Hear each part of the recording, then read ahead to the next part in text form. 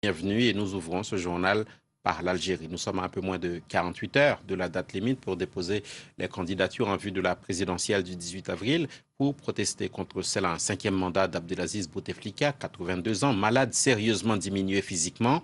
Des dizaines de milliers d'Algériens ont manifesté à travers le pays.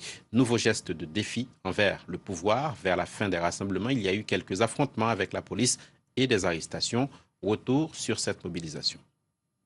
Fin de journée à Alger, des heurts éclatent entre forces de l'ordre et manifestants qui tentent de rejoindre le palais du gouvernement.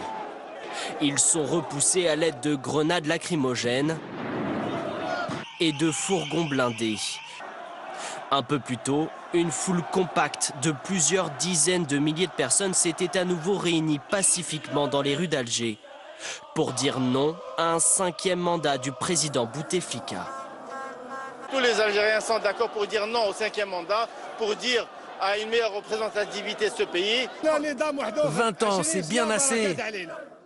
Mais ils sont également nombreux à réclamer un changement de plus grande ampleur.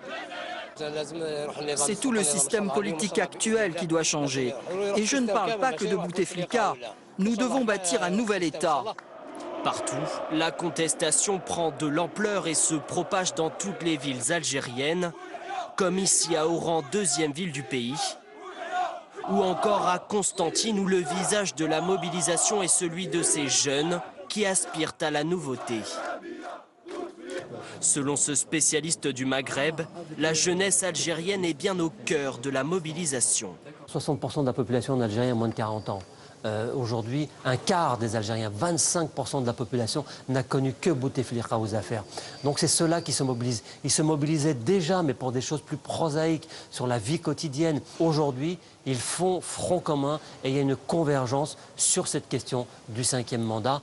Abdelaziz Bouteflika se trouve à Genève pour des examens médicaux, mais son directeur de campagne assure qu'il sera bien officiellement candidat d'ici dimanche, date limite de dépôt des candidatures.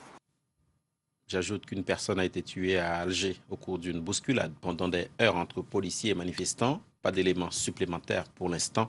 Ces rassemblements, pour l'essentiel, se déroulent jusqu'ici de manière pacifique. L'Algérie n'avait pas connu pareille manifestation depuis 8 ans. Il faut dire que le pays a été et reste marqué par la décennie noire de la guerre civile. Sur le plan économique, malgré ses immenses richesses, l'Algérie est plongée dans une crise depuis plusieurs années. À quoi ressemble ce pays en 2019? Quels sont ses atouts, ses faiblesses? Juliette Lacharnay. Un avenir incertain et une économie à bout de souffle, malgré des ressources abondantes. Avec plus de 12 milliards de barils exploitables, l'Algérie se classe parmi les 20 premiers exportateurs mondiaux d'or noir. Mais le pays, qui comme le Venezuela a longtemps tout misé sur le pétrole, en paye aujourd'hui le prix depuis l'effondrement des cours.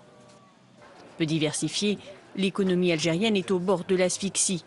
Première victime, les jeunes, ultra majoritaires dans le pays, peinent à trouver du travail. Sur les 12 millions d'Algériens, 70% d'entre eux ont moins de 30 ans. Et parmi les 16-24 ans, près d'un tiers sont au chômage selon les autorités. Alors que certains acculés plient bagages, ceux qui ont décidé de rester font face à la corruption endémique qu'Abdelaziz Bouteflika n'a pas réussi à endiguer au cours de ses 4 mandats. Sur le dossier des droits humains, le bilan est aussi mitigé. L'actuel président est régulièrement accusé de museler les médias. Dans son rapport 2018 sur la liberté de la presse, Reporters sans frontières classe l'Algérie à la 136e place sur les 180 pays du classement.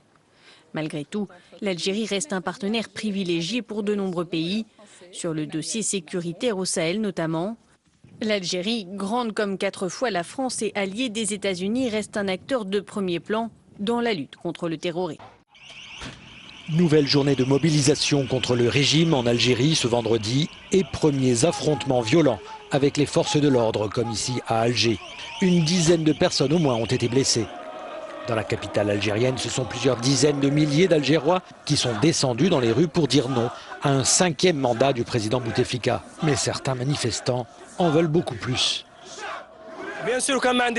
Si je n'avais aucun espoir que cela change, je ne sortirais pas pour changer. Nous ne manifestons pas seulement contre le 5e mandat, nous voulons que tout le système change, tout le système. Ça fait plus de 20 ans que Bouteflika reste au pouvoir. Maintenant, c'est assez, il est temps de changer. C'est comme ça depuis 1962. Le peuple s'est réveillé, nous ne sommes pas illettrés. Cette révolte intervient alors que dimanche, les autorités doivent confirmer officiellement la candidature du président sortant en vue des prochaines élections. Un test pour l'appareil politique du pays.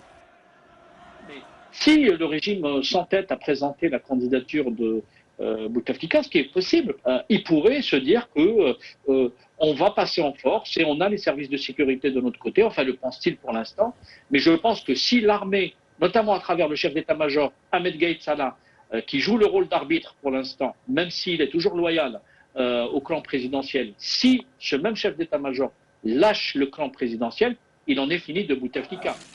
Au pouvoir depuis 20 ans, le président sortant n'apparaît plus en public en raison de son handicap, consécutif à un grave accident vasculaire cérébral. Lors des dernières élections, il s'était péniblement déplacé jusqu'à son bureau de vote.